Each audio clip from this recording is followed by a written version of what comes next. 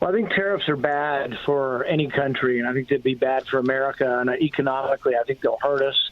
The stock market, is millions of people voting every day with their pocketbook, and the stock market's very skittish, afraid of tariffs.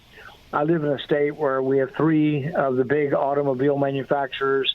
They're all opposed to the tariffs and thinks that it will hurt them. We have the bourbon industry in Kentucky. They don't like the tariffs. I've got farmers. They don't like the tariffs. I really don't have any organized business interested in my state that think they're a good idea. President Trump paints it another way. He says we've been taken advantage of. But I really, really strongly disagree, because trade has made us so rich and really has made the world a better place. The more we trade, I think the less we fight. You look at the unfair trade practices that we have, 50% from the European Union on American dairy. You have a 700% tariff from Japan on American rice. You have a 100% tariff from India on American agricultural products. You have nearly a 300% tariff from Canada on American butter and American cheese. This makes it virtually impossible for American products to be imported into these markets. Okay, that was Senator Rand Paul. He doesn't like tariffs. President Trump says tomorrow will be, quote, Liberation Day. President Trump has talked about higher tariffs on the EU, South Korea, Brazil, India, and more. Let's bring in from Senate Budget, Senator Roger Marshall. Senator, it's always a pleasure to see you. It's great to have you on. The president is saying that America for too long has been abused, that the total, dollar amount of what U.S. goods are getting hit with in terms of tariffs has been way higher than what the U.S. assesses. What's your take on all this?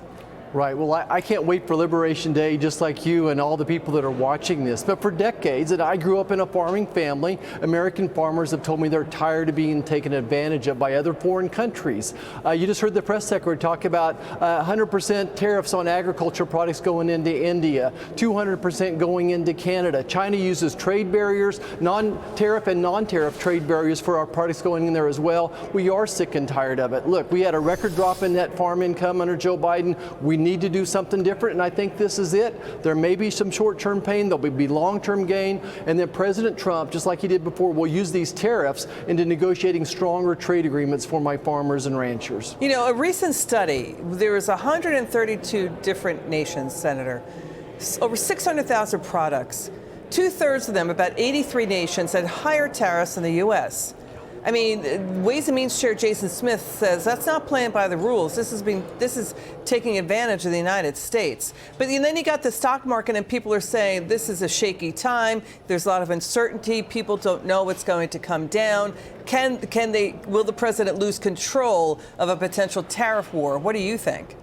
Well, let's go back to Trump 45. He used these tariffs and it came out really, really strong. We had a strong economy, the strongest economy of my lifetime. We didn't have inflation. We had good jobs. Manufacturing jobs were increasing. So many great things. So I have faith in President Trump. I have faith in his economic team. And I think Americans have faith in President Trump as well. Look, I know everyone's wanting a headline. Fear mongering always works. But I think at the end of the day, my farmers are standing behind President Trump, and tell you why they're really standing behind him on this particular issue, because it is a national security issue. We lose a Kansan every day to fentanyl poisoning, and that's one of the major reasons he's leveraging these tariffs on Canada, Mexico, and China. And then don't forget about the jobs opportunities here as well. I do think these tariffs are already working. Big Pharma building more manufacturing here. SoftBank promising $1 trillion, 100,000 jobs coming into this country. So look, there's going to be benefits from these as well. Senator Roger Marshall, a pleasure to have you on, sir. It's great to see you. Thank you so much.